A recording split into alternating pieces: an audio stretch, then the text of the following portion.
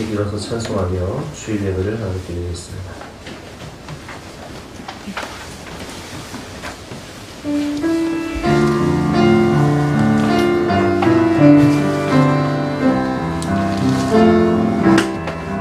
주께와 엎드려 경배드립니다. 주 계신 곳에 기쁜 아들 무엇과도 누구와도 바꿀 수 없네. 예배드리니 기쁨 됩니다. 한 주간의 삶을 생각하며 회개와 고백의 기도를 드리며 십자가의 도를 우리 마음 싣고 주님 앞으로 나가시겠습니다.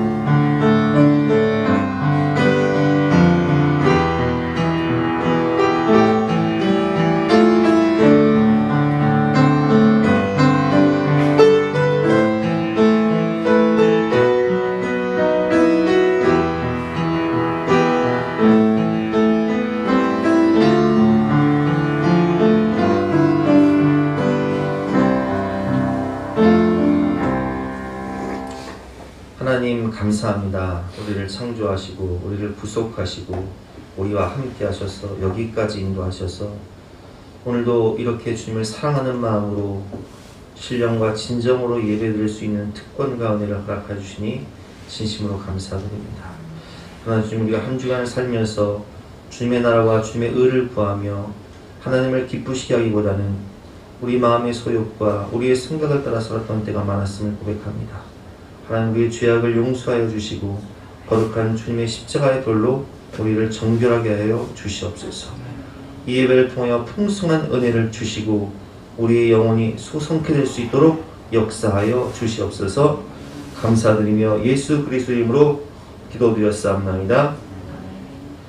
만일 우리가 죄가 없다고 말하면 스스로 속이고 또 진리가 우리 속에 있지 아니할 것이요, 만일 우리가 우리 죄를 자백하면 그는 미쁘시고 우루사 우리 죄를 사하시며 우리를 모든 불의에서 깨끗하게 하실 것이라. 그러므로 주 예수 그리스도 안에 있는 자에게는 결코 정죄함이 없느니라. 아멘. 사죄를 확신하며 다같이 사도신경으로 우리의 신앙을 고백하겠습니다. 나는 전능하신 아버지 하나님 천지의 창조주를 믿습니다. 나는 그의 유일하신 아들 우리 주 예수 그리스도를 믿습니다. 그는 성령으로 잉태되어 동정녀 마리아에게서 나시고 본디오 빌라도에게 고난을 받아 십자가에 못 박혀 죽으시고 장사된 지 3일 만에 죽은 자 가운데서 다시 살아나셨으며 하늘에 오르시어 전능하신 아버지 하나님 우편에 앉아 계시다가 거기로부터 사있는 자와 죽은 자를 심판하러 오십니다. 나는 성령을 믿으며 거룩한 공교회와 성도의 교제와 죄를 용서받는 것과 몸의 부활과 영생을 믿습니다. 아멘. 다같이 앉으셔서 찬송가 425장을 함께 찬송하시겠습니다.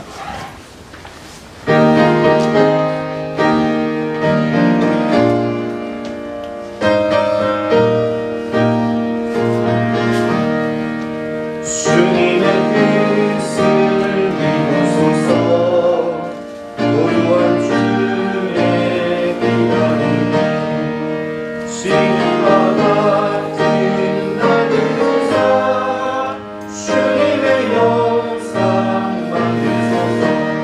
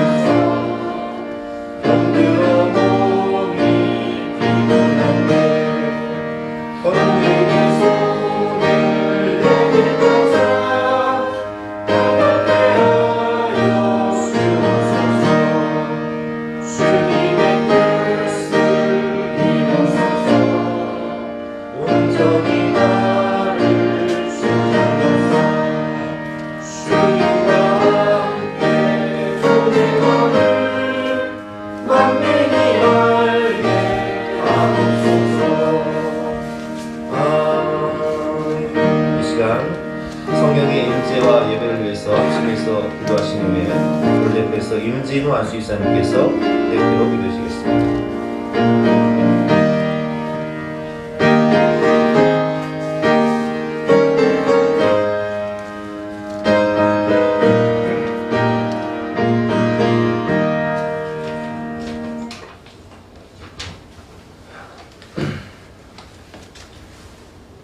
길이요 진리요 생명 되신 주님을 예배하며 찬양합니다. 갈 바를 알지 못해 방황하던 저희들에게 갈 길을 알려주시고 무엇이 참 진리인지 깨닫지 못하던 무지한 우리들을 말씀으로 성령으로 참 진리를 보게 하시고 또한 자신의 의로는 구원받지 못해 결국 죽을 수밖에 없었던 저희들을 예수 그리스도의 보혈의 피로 말미암아 영원한 주님의 나라를 유업으로 허락하여 주신 주님, 이 은혜 감사와 찬양을 올려드리오니 오직 주님만이 이 모든 영광 받아 주시옵소서. 날마다 주님의 은혜를 체험함을 고백합니다. 우리가 주님을 믿고 소망하며 전적으로 신뢰할 때 주님은 나의 앞에 나타나시어 낮에는 구름기둥으로 밤에는 불기둥과 같은 은혜로 돌봐주시고 때때로 지난날의 죄인된 모습을 따르던 옛사람이 나를 주장하려 할 때마다 우리와 같은 음성으로 또한 말씀으로 때로는 성령님께서 주시는 감동으로 나를 돌이키게 하심에 진심으로 감사드립니다. 그러나 주님, 우리는 아직 연약하여 지금의 코로나 상황으로 인한 경제적 어려움 또한 갑자기 찾아오는 순간순간의 위기 때마다 에베네셀의 하나님을 잊어버리고 여호와 이레 하나님을 바라보지 못할 때가 너무나 많은 그러한 연약한 존재임을 이 시간을 통해 다시 한번 주님 앞에 우리의 연약함과 부족함을 고백하오니 주님, 주님의 강하신 오른팔로 붙잡아 주시고 또한 주님의 불꽃 같은 눈동자로 지켜봐 주시어서 에베네셀의 하나님, 여호와 이레 하나님을 온전히 의지하게 하여 주시옵소서. 특별히 지난주 큰 슬픔에 빠진 성도가 있습니다. 사랑하는 부모님을 주님께 보내드린 주님의 자녀들을 위로하여 주시고 그 눈물을 닦아 주시옵소서. 지금의 이별이 영원한 이별이 아닌 우리는 상상조차 할 수 없는 주님 나라에서 가장 아름다운 모습으로 만나게 될 그날을 기쁨으로 맞이하게 될 것을 믿기에 감사함으로 주님께 부모님을 맡겨드리오니 주님 그 영혼 받아주시고 그 자녀들을 위로해주시고 또한 축복하여 주시옵소서. 아직 주님을 구주로 영접하지 못한 부모님 그리고 자녀들이 있는 가정이 있다면 주 예수를 믿으라 그러면 너와 내 집이 구원을 받으리라라는 말씀대로 먼저 주님을 영접한 자녀들로 인하여 그 가정이 모두 구원받고 축복받는 역사가 이루어지게 하여 주시옵소서. 거룩하신 아버지 하나님의 말씀을 주님께서 기름 부으신 사자 목사님을 통해 듣습니다. 우리에게 주어지는 레마의 말씀을 삶 가운데 적용하며 또한 생명의 말씀을 전파하는 우리 귀한 예수사랑교회 성도 되게 하여 주시옵소서. 예배가 다시 회복되고 성도의 교제와 그리고 만남이 다시 이루어지는 그날을 기다리며 소망하며 말씀에 순종함으로 주님의 기쁨이 되기를 소망하는 부족한 저희들의 예배를 받아주실 것을 믿고 감사드리며 거룩하신 우리 구주 예수 그리스도 이름으로 간절히 기도드렸습니다.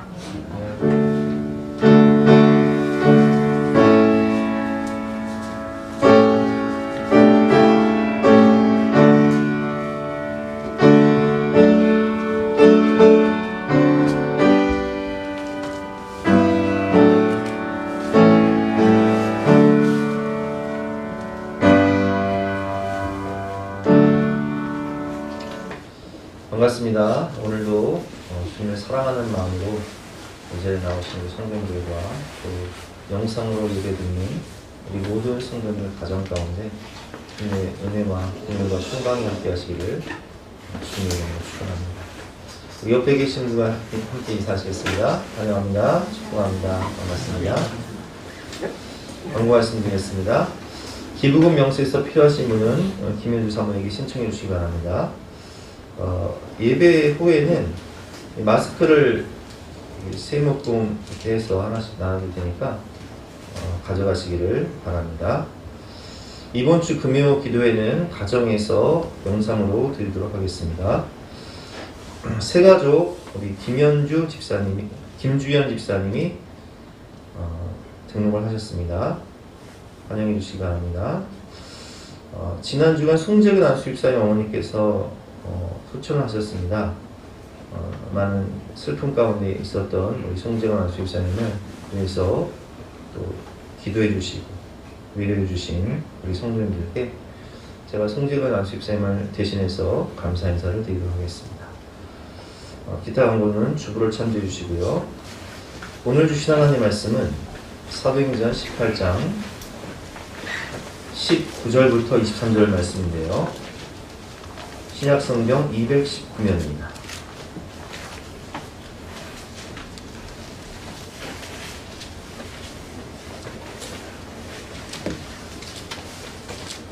사도행전 18장 19절부터 23절까지의 말씀을 제가 공부하겠습니다.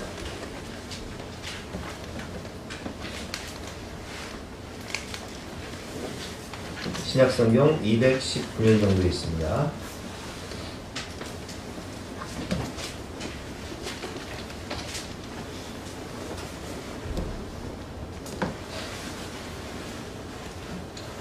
에베소에 와서 그들을 거기 머물게 하고 자기는 회당에 들어가서 유대인들과 변론하니 여러 사람이 더 오래 있기를 청하되 허락하지 아니하고 작별하여 이르되 만일 하나님의 뜻이면 너희에게 돌아오리라 하고 배를 타고 에베소를 떠나 가이사랴에 상륙하여 올라가 교회의 안부를 물은 후에 안디옥으로 내려가서 얼마 있다가 떠나 갈라디아와 부르기아 땅을 차례로 다니며 모든 제자를 굳건하게 하니라.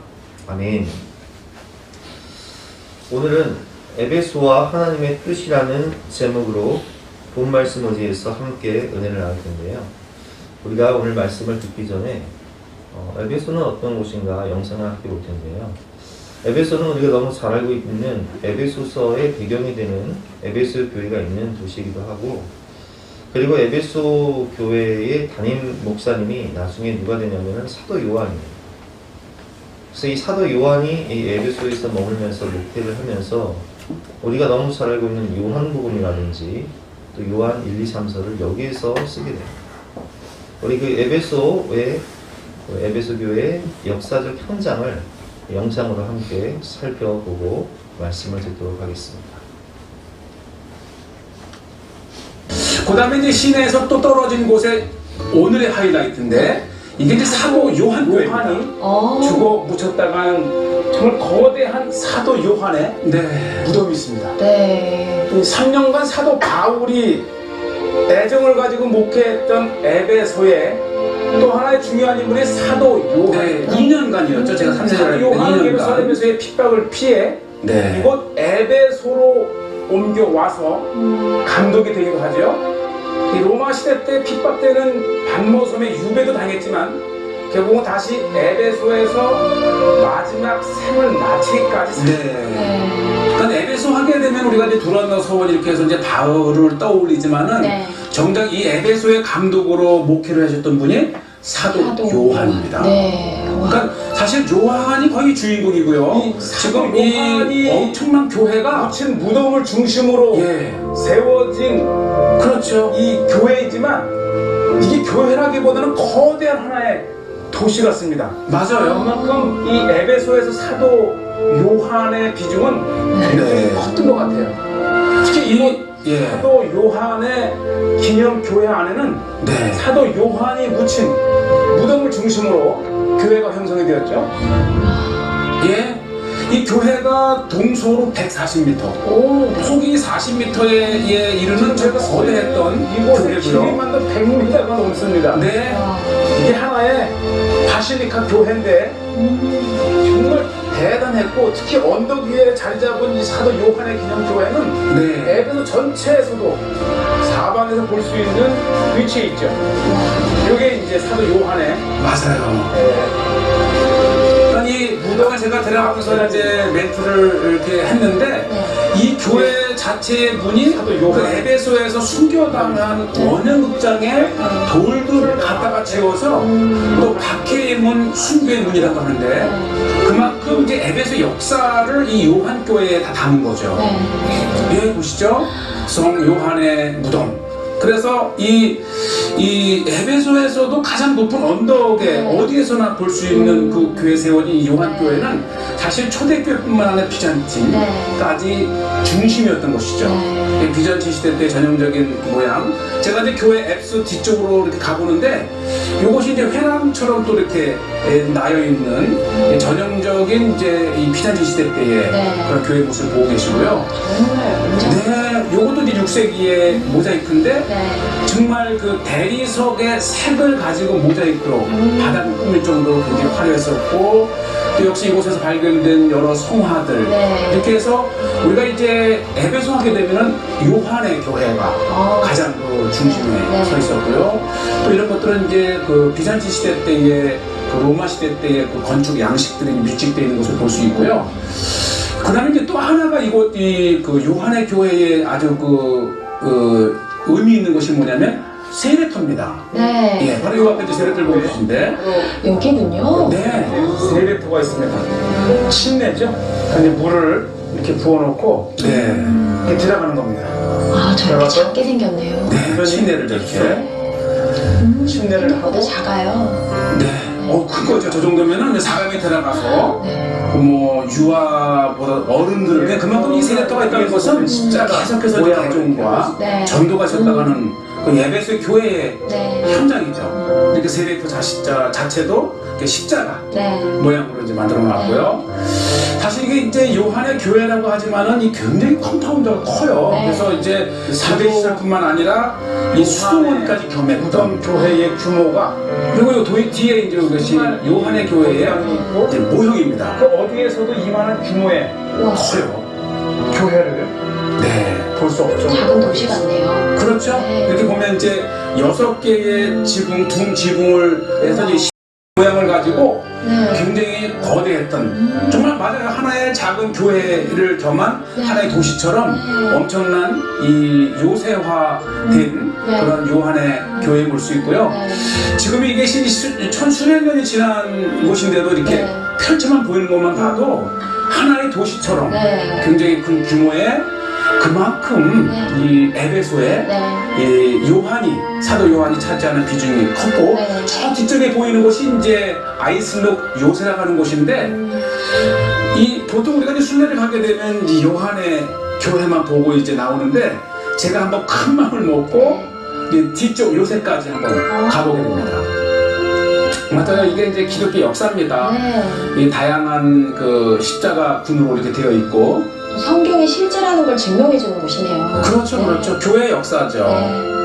그리고 이제 워낙 뭐 규모가 크기 때문에 이게 선인장인데 또 누가 이 선인장에 이렇게 또 다양한 이렇게 자기의 왔다 간 곳을 표출했는데 바로 이제 오늘 또 이 요새를 이제 보시게 되는데 이 요새가 중요한 건 뭐냐면 훗날 이 사도 요한이 왜냐면 사도 요한이 이제 이 요한 복음과 또 요한 1서, 2서, 3서를 쓰게 되잖아요. 바로 이 요새 안에 요한이 그 복음서를 기록했다는 장소가 있습니다. 이곳에서 탄생됐군요. 요새가 하나 있는데 특히 요새의 중요한 것은 그런 그 장소에 세워진 교회가 있어요. 그 장소, 즉 요한복음과 또 요한 1, 2, 3서를 기록했다가는 이 장소가 이미 비잔틴 시대 때부터 기념 교회로 이렇게 세워져 있었어요. 그러니까 이 요새의 이 에베소의 중요한 요새의 역할을 하면서도 이게 이제 요한의 그런 역사와 이 전승이 있다는 것이 이제 우리에게 순례 장소인데 바로 요 장소입니다. 지금 이제 허름한 자그마한 이제 교회로 남아 있지만 요한복음을 기록하고 기도했다는 장소입니다. 바로 사도 요한이 이곳에서 그의 요한복음을 저술하고 기도했다는 장소 위에 세워진 교회입니다. 참 설레이지 않습니까? 우리가 이 사복음서의 하나인 요한복음과 또 요한 1, 2, 3서가 이 안에서 네. 어쨌든 이렇게 사도 요한이 기록했다가는 네. 전승의 기념 장소를 만들었는데 이게 자세히 바닥을 보면 역사적인 장소입니다. 이게 이제 하나의 그 요한복음이 들었어요. 아. 그 후에 에베소 네. 교회로 기념교회 원덕 위에 있는 성체입니다. 정말 거룩한 곳이네요. 그렇죠. 네. 참 우리가 이 하나님의 말씀 신약 성경의 네. 저장으로 썼던 기억이 역력하네요. 그래서 이 와. 우리가 이제 사도 요한의 교회를 방문하면서 조금 더 시간이 있다면 네. 이제 시간이 걸리기는 합니다. 네. 이 요새까지 다녀가는 게. 그러나 이 요새에 이제에서 우리 이 복음서가 쓰여지고 또 사도 요한의 1, 2, 3서가 쓰여진 장소를 안다 하면 네. 이거야말로 말씀을 따라가는 순례가 아닌가 네, 맞습니다. 이런 생각이 들고요. 가봐야겠네요. 이제 지금 일반적인 이 요새를 보고 계신데 와. 원래가 이게 이제 이 에베소의 요새였기 때문에 네. 이 높은 산 정상 위에 이렇게 보시죠. 온 이제 이 주변을 볼 수 있는 곳에 네. 이렇게 사도 요한을 기념하고 네. 또 복음서가 쓰여진 네. 오늘 본문의 배경은 바울이 갱그리아에서 머리를 깎고 그리고 지금 터키 땅이죠. 터키 땅은 에베소로 가서 거기서 19절에 보면 에베소에 와서 그들을 거기 머물게 하고 자기는 회당에 들어가서 유대인들과 변론하니 여기 사람이 더 오래 있기를 청하되 허락하지 아니하고 작별하이르되 만일 하나님의 뜻이면 너에게 돌아오리라 하고 배를 타고 에베소를 떠나게 됩니다. 그래서 오늘 주제는 하나님의 뜻인데요. 하나님의 뜻, 인생은 선택이 참 중요합니다. 무엇을 선택하냐에 따라서 어떤 기준으로 선택하냐에 따라서 순간의 선택이 10년을 좌우한다라는 그런 광고가 있었잖아요. 뭐 가전제품이라든지 자동차 같은 경우나 어떻게 선택하냐에 따라서 10년을 사용하지만 결혼 같은 경우는 어때요, 여러분? 평생을 좌우하는 거예요. 그리고 예수를 믿는다는 것은 영생을 좌우하는 겁니다. 이렇게 선택이 중요한데 우리가 어떤 기준으로 누구의 음성을 듣고 선택할 것이냐, 이것 또한 중요해요. 멘토가 또 중요해요. 그런데 여러분, 최고의 멘토는 누구시죠? 하나님이시라는 거예요. 성령 하나님은 우리가 성경에서 보혜사라고 하는데, 보혜사의 뜻은 기묘라 모사, 영어로 하면 원더풀 카운슬러예요. 최고의 상담자가 되시는 거예요. 인생은 우리가 과거도 알고 현재에 살고 있지만 미래를 몰라요. 그러나 우리 하나님은 우리의 과거와 우리의 현재와 미래를 아시는 분이시고 나보다 더 잘 아시는 분이시기 때문에 원더풀 카운슬러 되신 성령 하나님께서 우리를 가장 좋은 길로 인도하신다는 거예요. 그래서 우리는 누구의 음성을 들어야 돼요? 주님의 음성을 듣고 주님의 말씀을 따라 살아가는 것입니다. 우리가 성경을 보면 아브라함은 무슨 일을 하든 무엇을 따라가냐? 하나님의 말씀을 따라갔다는 거예요. 창세기 12장에 보면 그는 본토 친척 아비집에 있을 때 여호와께서 아브라함에게 이르시되 너는 너의 고향과 친척과 아버지의 집을 떠나 내가 내게 보여줄 땅으로 가라. 아니, 보여준 땅도 아니에요. 보여줄 땅이에요. 가본 적도 없는 곳이에요. 그런데 내 삶의 모든 근거지를 벗어나 본토, 친척, 아비집, 정말 내 모든 기득권과 내 모든 안락과 풍요가 보장된 땅을 떠나서 지시할 땅으로 가라. 이게 쉬운 일이 아니잖아요. 근데 하나님은 약속을 하십니다. 내가 너로 큰 민족을 이루고 내게 복을 주어 네 이름을 창대하게 하리니 너는 복이 될지라.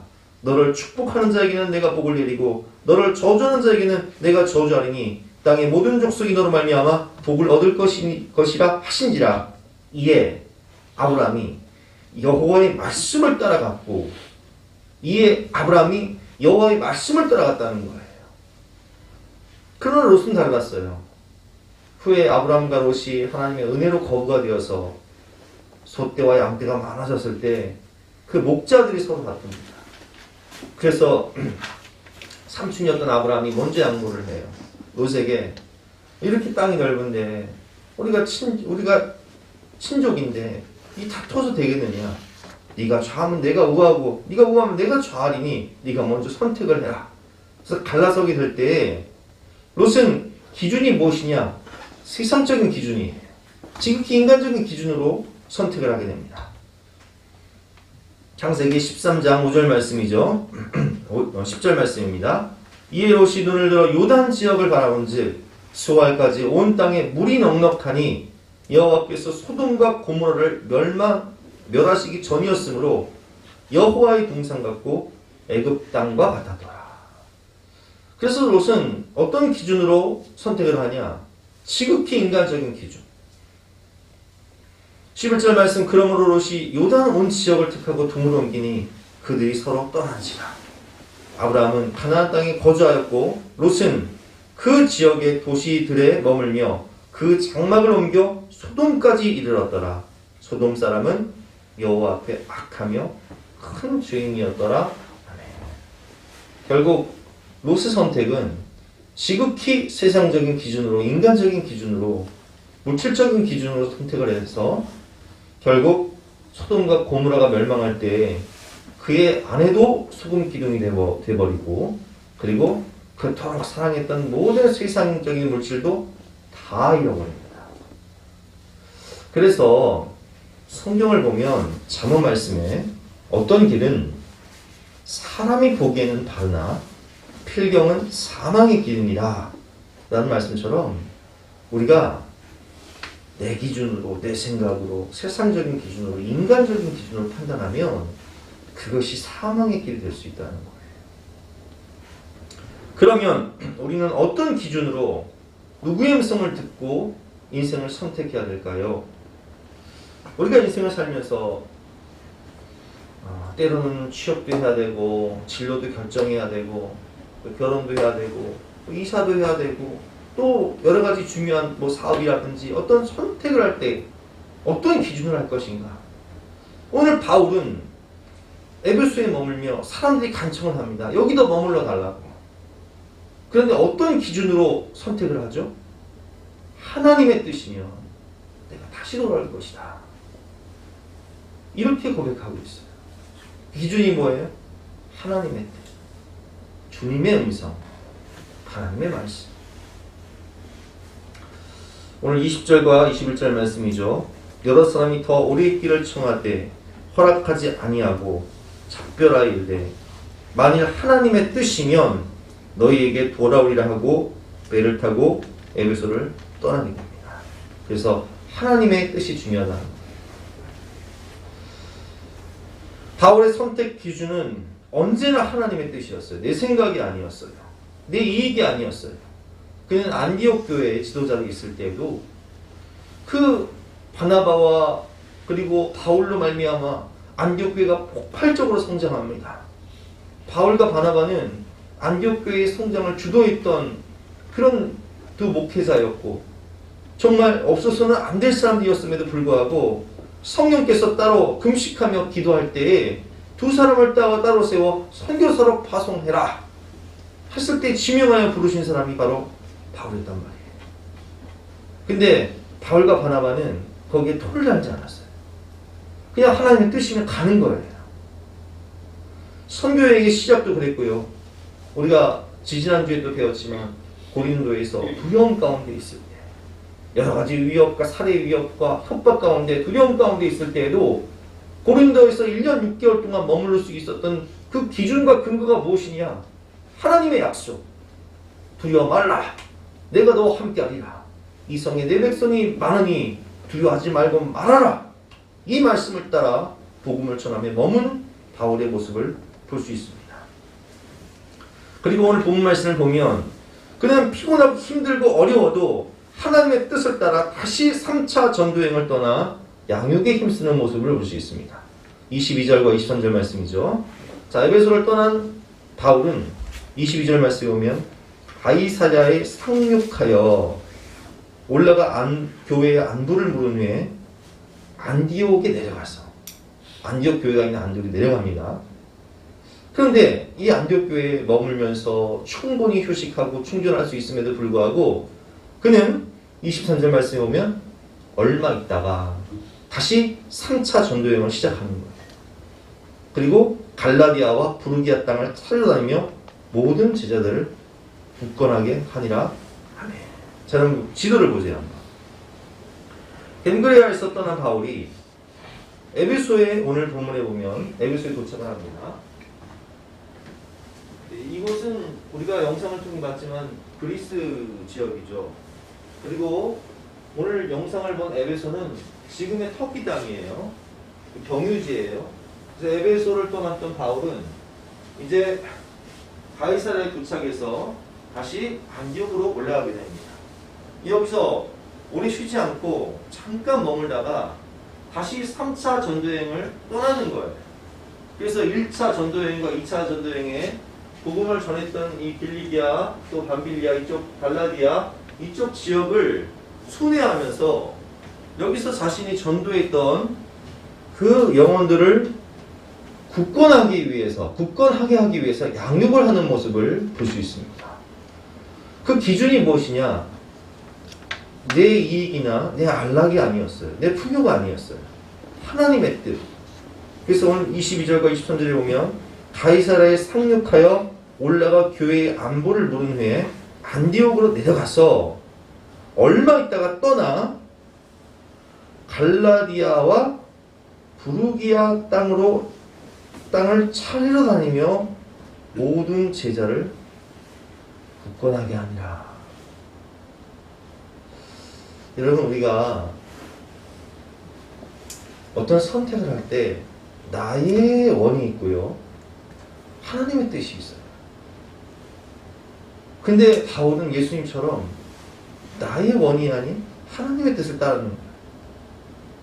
우리 예수님도 이 땅에 오셔서 십자가를 지시기 전 겟세마네 동산에서 기도하실 때에 누가복음 22장 42절 말씀에 보면 이렇게 기도하셨어요. 이르시되 아버지여, 만일 아버지의 뜻이거든, 이 십자가의 죽음이 아버지의 뜻이거든, 이 십자가의 고난이 아버지의 뜻이거든, 이 잔을 내게서 옮기시옵소서. 그러나 내 원대로 마시옵고 아버지의 원대로 되기를 원하나이다. 아버지의 뜻을 따르는 거예요. 내 원이 아니라 내 원으로 살고 싶죠. 내 원은 안락하고 풍요하게, 내 원은 내 육체의 소욕을 따라 살고 싶어요. 세상적인 기준으로, 인간적인 기준으로 살고 싶어요. 그러나 아버지의 뜻은 십자가의 대속의 죽음을 통하여 모든 인류를 구원하고 모든 사랑하는 영혼들, 성도들의 영혼을 구원하는 것이 바로 하나님 아버지의 뜻이잖아요. 그래서 우리 또한 어떤 중요한 선택을 할 때 그 기준은 하나님의 말씀이 돼야 되고 하나님의 뜻이 돼야 되고 성령의 음성이 돼야 된다는 거예요. 그렇다면 여러분, 하나님의 뜻은 무엇입니까? 그것은 바로 확신과 평안이에요. 확신과 평안. 우리 청년들, 우리가 결혼을 할 때 배우자를 어떻게 선택할 것이냐, 기도를 해야 돼요. 저도 이 전도사 시절에 사역하는 교회들마다 참 이렇게 청년들이 많았어요. 어떤 경우는 목사님 딸, 어떤 경우는 뭐 장로님 딸. 제가 전도사니까 이렇게 중매가 들어와요. 근데 제가 기도를 하면 분명히 인물도 참 괜찮고 직장도 괜찮고 믿음도 좋고 좋은데 기도를 하면 확신이 안 돼요. 근데 우리 사모를 만날 때는 제가 기도를 하니까, 기도를 하면 만나면서 기도를 하면 할수록 확신이 생겨요. 그리고 마음이 편안해져요. 그래서 기도하면서 응답을 받고 결혼하는 거예요. 어떤 인간적인 기준으로, 세상적인 기준으로 결정을 하게 되면 정말 큰 어려움을 당할 수 있다는 거예요. 우리 권사님들, 집사님들 잘 들으세요. 우리가 자녀들을 결혼시킬 때에도 지극히 세상적인 기준으로, 인간적인 기준으로 선택을 하게 되면은 뭐 이런 경우가 있어요. 우리 사이 될 사람은 직장도 좋고 인물도 좋은데 단 한 가지 흠이 있다면 예수님을 안 믿어요. 이게 큰 낭패가 되는 거예요. 이게 그 자녀를 믿으면서 떠나게 만들어버리고 이게 그 자녀에게 아주 큰 고통을 주고 내 인생에 아픔을 줄 수도 있는 거예요. 그래서 여러분 우리는 아주 중요한 선택을 할 때 어떤 기준? 성경의 말씀, 하나님의 말씀을 기준으로 선택해야 된다는 거예요. 뭐 사업 같은 경우도 마찬가지죠. 진로를 결정할 때도 마찬가지예요.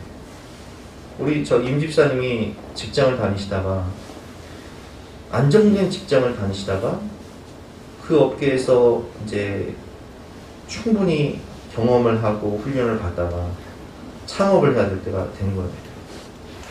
저한테 물으시는 거예요. 목사님, 제가 직장을 그만두고 사업을 해야 될 것 같은데 목사님 어떻게 생각하세요? 기도해 주세요. 그래서 제가 그랬어요. 임집사님, 그 모든 기준은 하나님의 응답은 확신과 평안입니다. 그러니까 응답이 임하면 사업을 하세요. 그랬더니 임집사님이 정말 매일 기도하면서 A에는 ER 산업, A에는 N이라는 뜻인데 그게 확증된 평안이라는 뜻이에요. 그 응답을 받고 아예 회사 이름을 ER로 시작합니다. 그 사업 하길 잘했어요? 안 하길 잘했어요? 하길 잘했잖아요. 내가 직원으로 있을 때보다 훨씬 시간적으로 자유롭고 수입도 많고 신앙생활하기 자유롭고 하나님의 영광을 위해서 또 물질을 사용하고. 근데 또 반대로 2019년이었죠. 우리 집사님 한 분 중에 강성민 집사님이 어머니하고 함께 저 마석에서 식당을 크게 개혁을 하려고 했어요. 근데 제가 기도를 하는데 또 우리 성도님들과 이야기를 나누는데 이거 할 것 같더라고요. 그래서 막았어요, 우리가. 그래서 이제 어머니는 막 전 재산을 다 털어넣어서 그 큰 식당을 개혁을 하려고 했는데 우리가 막은 거예요. 그거 했으면 어떻게 했을까요? 아마 작년에 망하지 않으셨을까? 어떤 길은 필경 사람이 보기에는 바르나 대박 날 것 같으나 필경은 사망의 길이에요. 내가 평생 모은 그 모든 것을 다 잃어버릴 수 있는 거예요. 그래서 여러분 우리가 어떤 그 중요한 선택을 할 때 기준이 뭐냐? 확신과 평안이라는 거예요. 지금은 우리 강성영 집사님이나 강성민 집사님 저 만나면 너무 목사님 그때 참 막아주셔서 감사해요. 우리가 내가 머무는 것도 내가 가는 것도 내 뜻이 될 수 없는 거예요. 지난 다니엘 기도회 때 우리 그 최명락 목사님 간증을 들으면서 참 저는 은혜를 받았는데 이 최명락 목사님이 이제 미국으로 유학 가시잖아요. 그래서 유학하면서 하기도 하면서 교회에서 사역을 하는데 그 교회에서 이제 분쟁이 생겨서 많은 성도들이 떠나가게 되고 또 목사님도 대학 교수로 청빙받으면서 한 20여 명 남아있는 성도들을 자신이 이제 담임 목회자가 되어서 목회를 하는데 너무 진짜 마음이 지치고 힘들고 목회가 안 되는 거예요. 그러다가 어느 날 미국의 한 400명 사이즈 교회에서 청빙이 온 거예요. 근데 이 목사님은 정말 너무 마음이 지치고 힘들어서 이 목사님 그 마음의 주제가 뭐였냐면은 옛날에 그 서울의 달이라는 드라마가 있습니다. 그 서울의 달 그 드라마에 주제가가 있어요. 아무래도 난 떠나가야겠어. 이곳은 나에게 어울리지 않아. 이게 주제가였거든요. 그 목사님 주제가. 우리 이 교회는 나랑 어울리지가 않는다. 나는 수준이 높은데 우리 성도님들 너무 수준이 낮다. 그래서 목회가 안 된다 생각하고 있었는데 아니 400명 사이즈 교회에 담임 목회자라고 오라고 하니 막 그냥 너무 좋은 거죠. 옳거니 하면서 이제 가겠다고 한 거예요. 근데 하나님께서 이 목사님에게 뭐라고 말씀하시냐? 밤새서 일하면서 한 시간 걸려서 교회에 예배 드리러 나오는 이 성도님들 수준이 높냐 아니면 네가 수준이 높냐를 물으시는 거예요. 밤을 새서 일을 하면서도 1시간 거리에 이 작은 교회에 주님 사랑하는 마음으로 오는 이 성도님들의 그 수준이 높냐 이 수준이 높냐 그 깨닫게 되는 거예요. 그래서 하나님의 음성을 듣고 가지 않겠다고 결단을 하고 그 자리에 머물면서 열심히 기도하면서 영혼들을 사랑하는 마음으로 목회를 하니까 이 교회가 폭발적으로 부흥을 해서 한국 교회를 대표하는 그런 이민 교회가 됩니다. 그래서 엄청나게 성장을 하죠.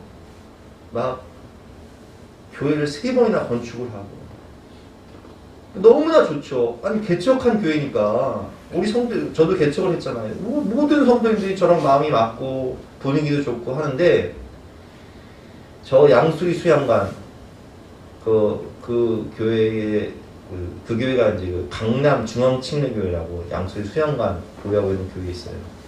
그러니까 한국의 강남 중앙침례교회 장로님들이 찾아오신 거예요. 3대 목회자로 청빙을 하겠다.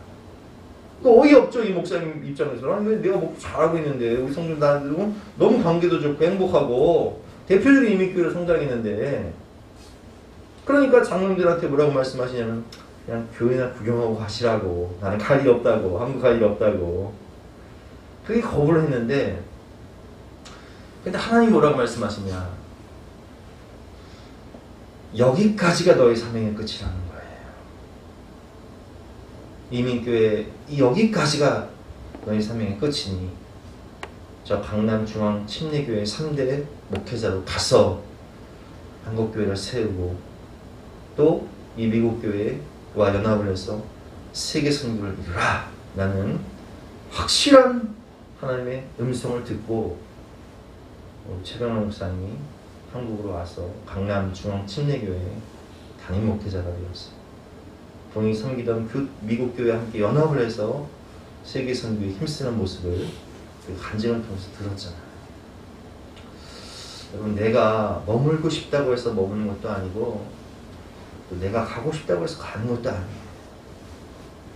저도 사역을 하면서 참 너무 행복한 교회, 좋은 성도를 만나서 머물고 싶은데 하나님은 가라 하실 때가 있고, 또 어떤 경우는 제가 섬기던 봉천 장로교회, 아마 군생활로 따지면 제가 최전방 특전사로 가는 기분이에요. 너무 참 처음엔 힘들었어요. 그러나 하나님께서는 말씀을 통해서 분명히 복음과 함께 고난을 받으라, 디모데전서 1장에 있는 복음과 함께 고난을 받으라는 말씀을 주시면서 저한테 훈련받으라 하시는 거예요. 여러분, 하나님의 뜻이 있다는 거예요. 우리는 어떤 중요한 선택을 할 때 절대 내 감정이나 내 이성적인 생각이나 세상적인 기준으로 결정을 하면 정말 큰 낭패를 보게 돼 있어요.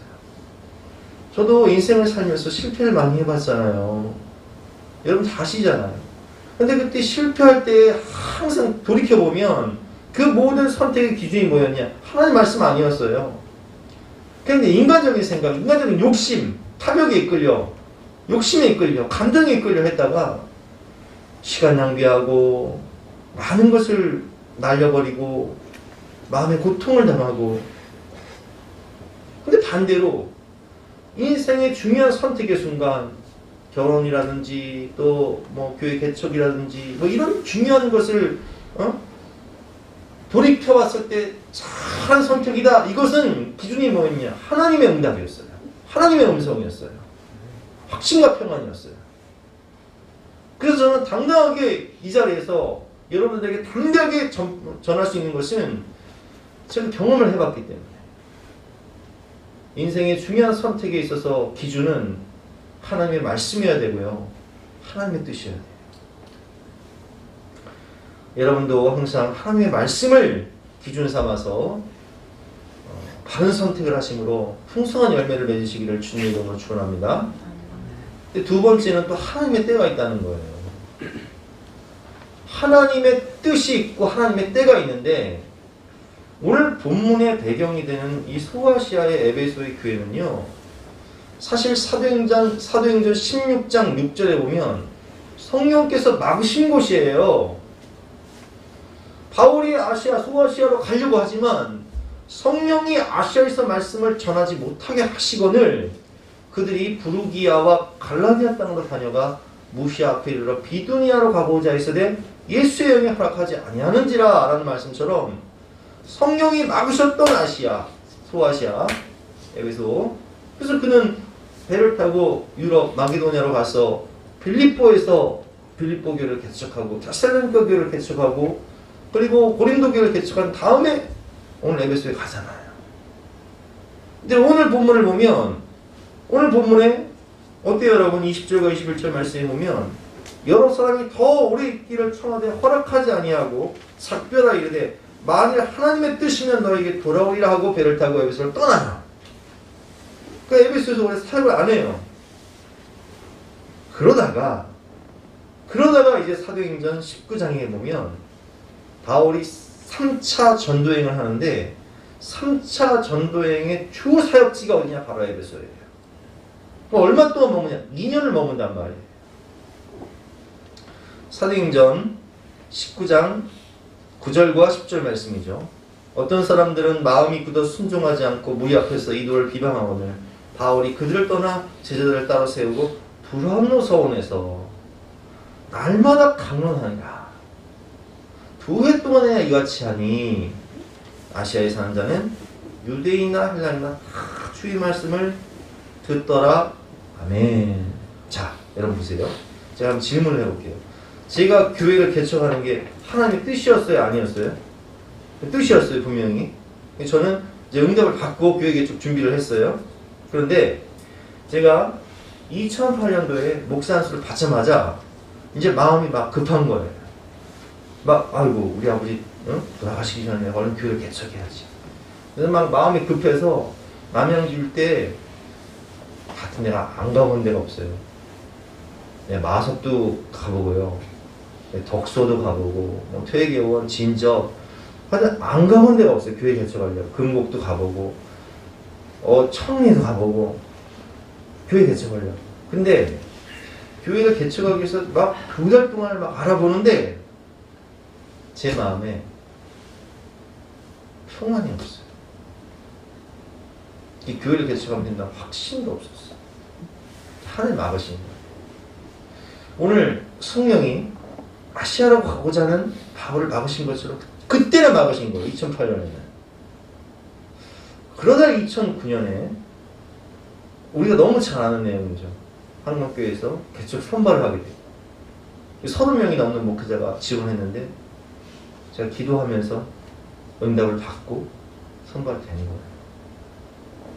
그때는 제 마음에 확신이 들어요. 하나님 나를 선택하셨구나. 평안이, 확실한 확신과 평안이 생기는 거예요. 그래서 생각해보세요. 제가 2008년에 교회 개척했으면 어떻게 했을까요? 문 닫았죠. 1년도 못 갔을 거예요. 근데 2009년에 하나님의 응답을 받고 하나님이 돕는 도움의 손길들을 통해서 교회를 개척하니까 교회가 되는 거예요. 그러니까 하나님의 때가 있다는 거예요. 자, 보세요. 제가 교회를 개척한 이야기뿐만 아니라 가족 구원 한번 생각해요. 가족 구원. 우리 아버지가 제가 교회를 36살에 개척하고 그때부터 나오셨으니까 아버지 영혼군을 위해서 모태신앙이니까 36년을 기도한 거고요. 어머니는 38년을 기도하신 거예요.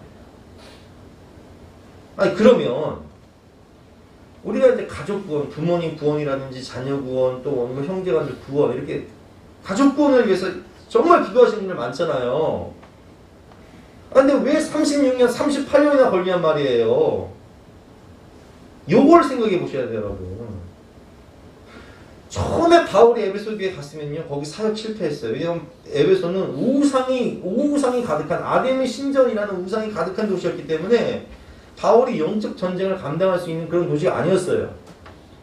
근데 바울이 이제 빌립보에 가서 감옥에도 갇히고 고난도 당하고 또 베레아 데살로니가에서 쫓겨나고 고린도에서 두려움 가운데 1년 6개월을 버티면서 영적 전쟁을 승리할 수 있는 훈련을 받고 그리고 에베소에 가서 정탐을 하고 영적인 준비를 하고 그리고 에베소에 가서 2년 동안 사역할 때 에베소 교회가 뒤집어지는 거예요.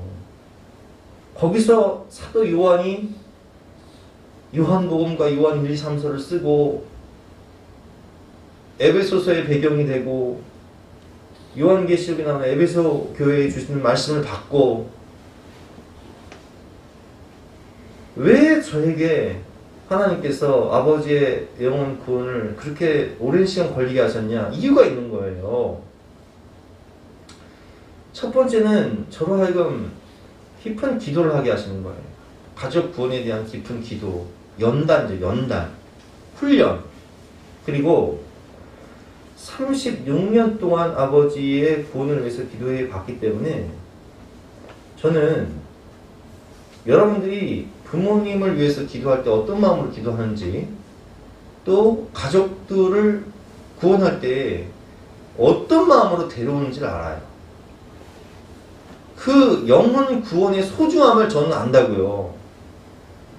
38년 동안 우리 어머니가 어떻게 기도했는지 어떻게 인내했는지를 봤고 36년 동안 저 자신이 또한 기도했기 때문에 그냥 보세요. 쉽게 한번 생각해 보세요. 우리 찬현이 아버님 오셨단 말이에요. 태연이 찬현이가 어떤 마음으로 기도를 했는지 또 우리 부인되는 김혜영 목사님께서 어떤 마음으로 사랑으로 인내하고 정말 남편분을 위해서 어떻게 살았는지를 제가 안단 말이에요. 어떻게 아냐? 가슴으로 알아요. 제가 해봤기 때문에. 그러니까 여러분 그렇게 소중한 가족들을 구원하실 때에 제가 그런 과정을 겪어보지 않았다면 그 쉽게 생각할 거예요. 그러나 그런 과정을 겪어봤기 때문에 이 한 영혼의 소중함, 그 영혼의 존귀함을 안다는 거예요. 그러니까 알기 때문에 더 기도하게 되고 더 사랑으로 섬기게 되고 더 깊은 말씀을 준비하게 되고 그래서 때로는 내 마음은 하루라도 빨리 그 영혼이 구원받았으면 좋겠는데 하나님은 저를 훈련시키시고 연단시키시고 더 깊은 영혼 구원에 대한 갈망을 주시면서 그 한 영혼의 소중함을 깨닫게 하기 위해서 그를 지체하시는 경우가 있어요. 우리가 하나님의 때는 크로노스, 자연적인 시간이 아니라 카이로스, 하나님 개입하시는 어떤 하나님의 강력한 은혜의 시간이 임해야지만 되는 거예요. 근데 그때가 정답인 거예요.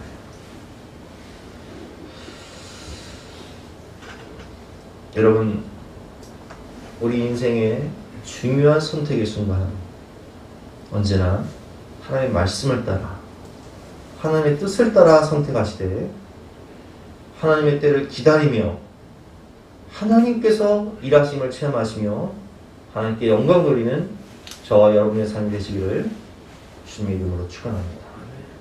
우리 함께 찬양하고 기도하실 때 하나님, 주님 말씀하시면 내가 나아가겠습니다. 주님 뜻이 아니면 멈춰서겠습니다. 라는 결단과 고백을 하며 함께 기도하시도록 하겠습니다.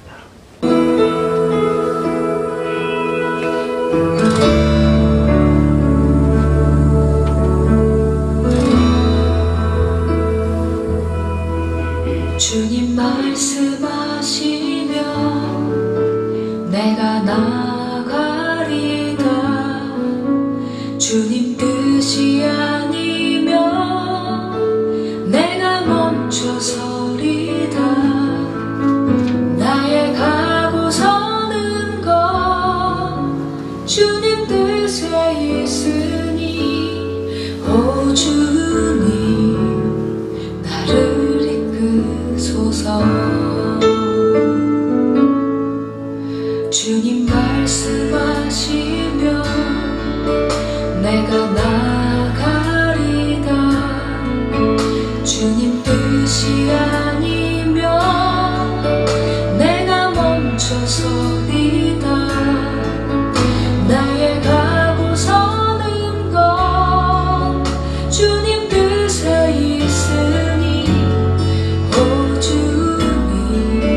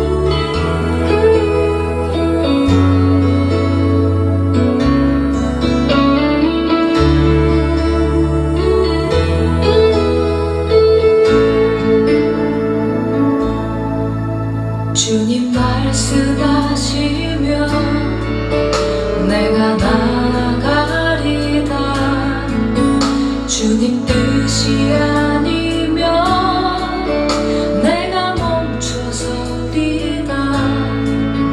나의 가고 서는 건 주님 뜻에 있으니 오 주님 나를 이끄소서.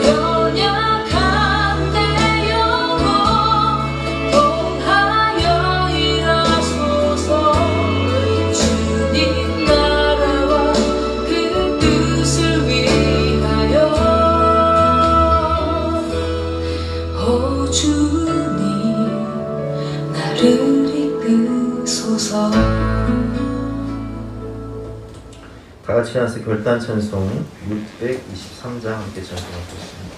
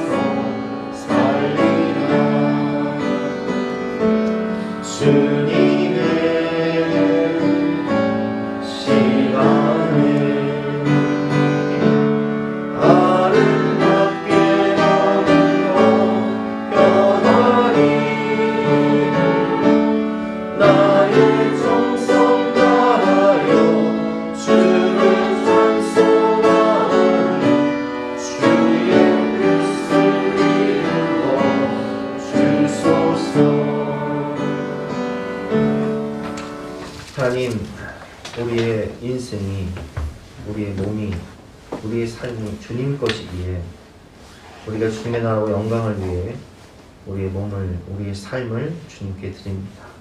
주님 인도하여 주시고 동행하여 주시고 아름답게 사용하여 주시고 모든 영광을 받아 주시옵소서. 이를 위해 거룩한 산 제물로 우리의 몸을, 우리의 삶을 드리는 우리 모든 성도님들의 가정을 축복하여 주시고 영광 받아 주시옵소서. 감사드리며 예수 그리스도 이름으로 기도드렸사옵나이다. 지금은 우리 구주 예수 그리스도의 은혜와 영원하신 하나님의 사랑과 성령님의 감화함동 역사하심이 우리 모든 성도님들 머리머리 위에, 앞날 위에, 가정 위에 지금부터 영까지 함께 하시기를 간절히 축원하옵나이다. 아멘.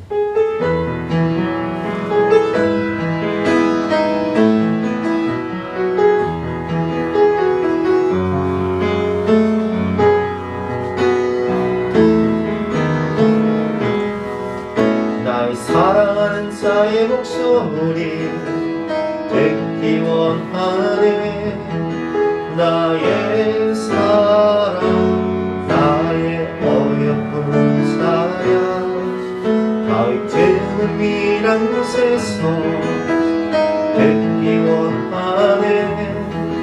부드러운 주님의 음성. 나의 사랑, 나의 사랑, 나의 어여쁜 자야. 일어나 함께 가자. 나의 사랑 나의 사랑 나의 어여쁜 사랑아 일어나